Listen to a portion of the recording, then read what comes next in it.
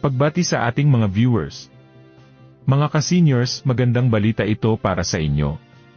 Ayon kay Rep. Joey Salceda, may sapat pang panahon para maisabatas ang Universal Social Pension Bill para sa mga senior citizen.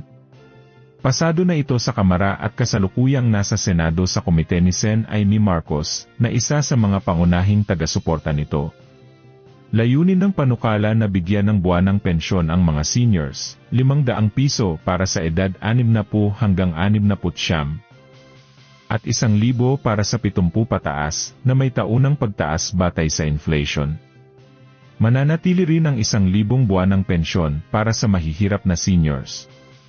Sinabi ni Salceda na ang panukala ay bahagi ng mas malawak na reforma, kabilang ang buwis sa dayuhang digital services, upang matustusan ang unti-unting pagkawala ng trabaho dulot ng teknolohiya.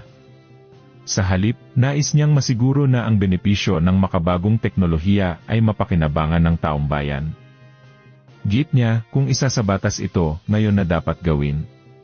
Tinawag niya itong pamana ng Kongreso para sa mga Pilipino bago siya bumaba sa pwesto sa Hunyo 13. Tiniyak niyang may pondo ang panukalang 88.2 billion pesos para sa 10.1 milyong seniors. Ano inyong masasabi rito? Naway madiliin ang pagsasabatas nito. Muli, ito ang Senior Balita naghahatid sa inyo ng makabuluhang balita at totoong impormasyon.